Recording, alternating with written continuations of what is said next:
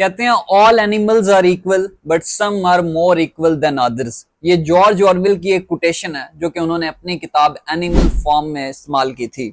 और ये जो कोटेशन है ये ना सिर्फ पाकिस्तान के साथ रिलेट करती है बल्कि पूरी की पूरी कोटेशन जो है वो इम्प्लीमेंट होती है पाकिस्तान की सिचुएशन के ऊपर, क्योंकि ये एक ऐसा मुल्क है जहाँ पे आपको एलीट कैप्चर दिखाई देता है, जहाँ पे कुछ लोग जो हैं उनके पास ज्यादा इक्वालिटी है, उनके पास ज्यादा प्रिविलेजेस हैं, और कुछ लोग ऐसे हैं जो कि लॉ एंड ऑर्डर से उनको अबव कंसिडर किया जाता है।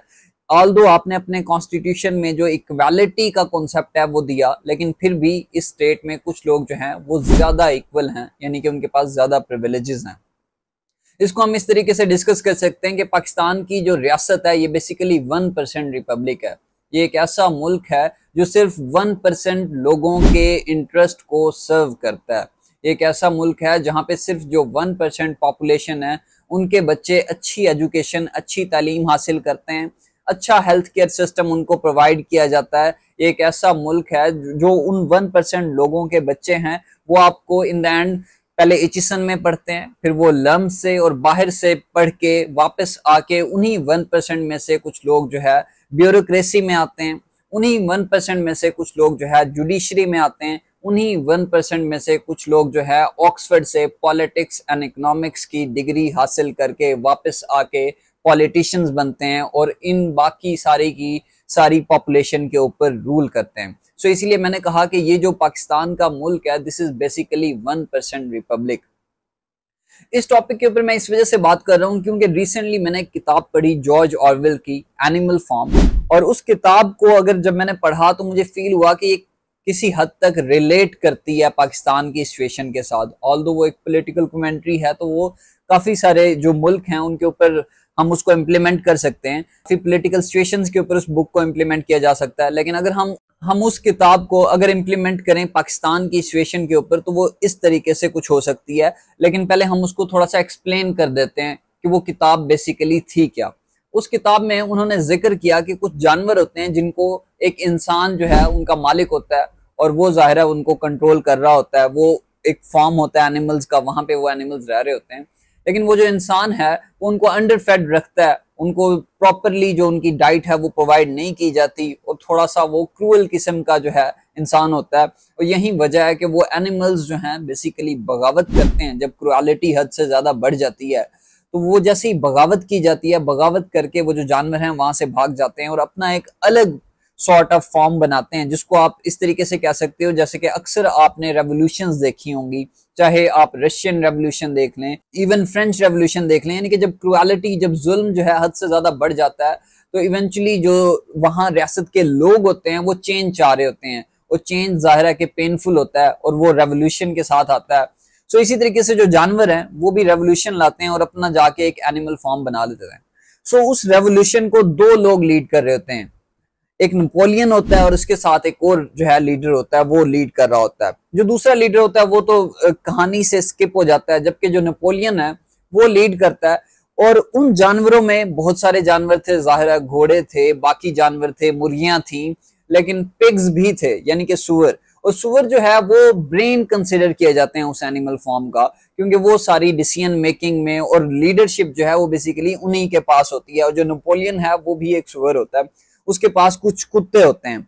जैसे ही वो अपना एक अलग फॉर्म बनाते हैं वहां पे वो अपना एक कॉन्स्टिट्यूशन भी देते हैं, सॉर्ट ऑफ एक कुछ रूल्स देते हैं कि एक पहला जो रूल होता है उनके पास वो ये होता है कि जो 4 टांगों वाला अगर सपोज कोई है जानवर तो वो हमारा फ्रेंड है, जबकि जो 2 टांगों वाला यानी कि अगर कोई इंसान है तो वो हमारा दुश्मन है। इसी तरीके से कुछ और रूल सेट किए जाते हैं कि कोई शराब नहीं पिएगा, कोई बेड पे नहीं सोएगा, क्योंकि ये सॉर्ट ऑफ आप आरामदेह जिंदगी गुजारने लग जाते हो तब।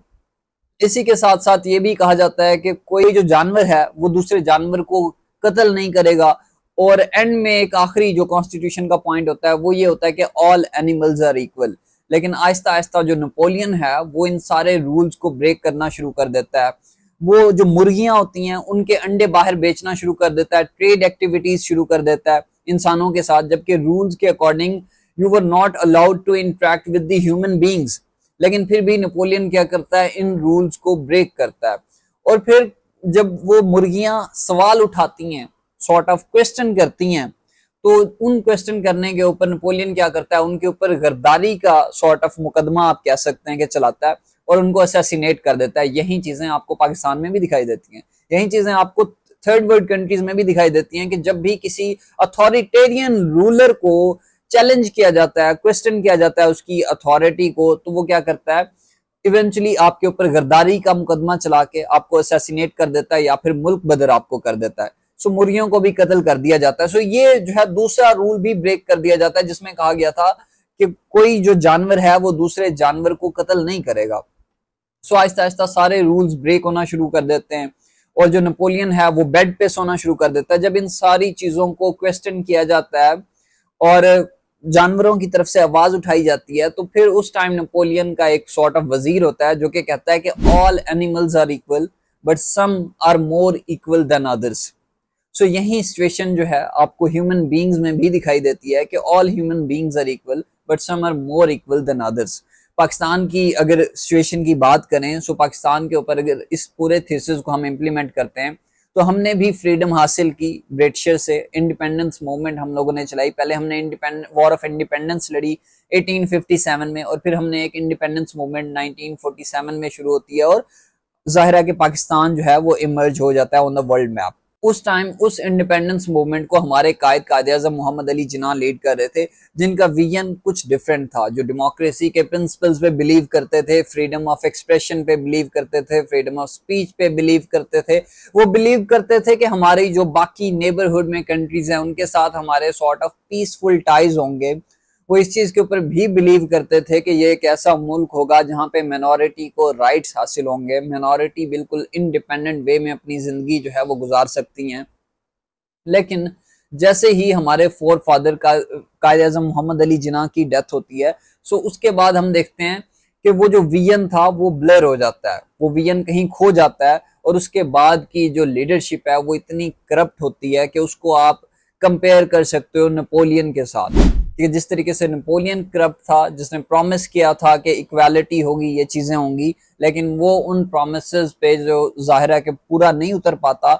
सो कायद आज़म मोहम्मद अली जिन्ना की डेथ के बाद हमारी जो लीडरशिप है वो उन प्रोमिसेस के ऊपर पूरा नहीं उतर पाती और लॉ एंड ऑर्डर की सिचुएशन जो है इवेंचुअली आपके सामने आ जाती है। करप्शन बहुत ज्यादा बढ़ जाती है। वो क्यों बढ़ जाती है? क्योंकि यहाँ पे जो कॉन्स्टिट्यूशन है वो सबके लिए इक्वल नहीं है, कुछ लोग ज्यादा इक्वल हैं। जैसे कि उस एनिमल फॉर्म की किताब में जॉर्ज ऑरवेल ने बताया, इसी तरीके से पाकिस्तान में भी कुछ लोग जो हैं वो ज्यादा इक्वल हैं, उनके पास ज्यादा प्रिविलेजेस है। और यही वजह है कि हमारी जो सारी मिजरीज हैं, उन बहुत सारी मिजरीज में से जो मेन वजूहात हैं वो यही हैं कि यहाँ पे कॉन्स्टिट्यूशन जो है वो अमीर के लिए तो डिफरेंट वे में सब जो है वो इम्प्लीमेंट होता है, जबकि गरीब के लिए वो डिफरेंट वे में इम्प्लीमेंट होता है।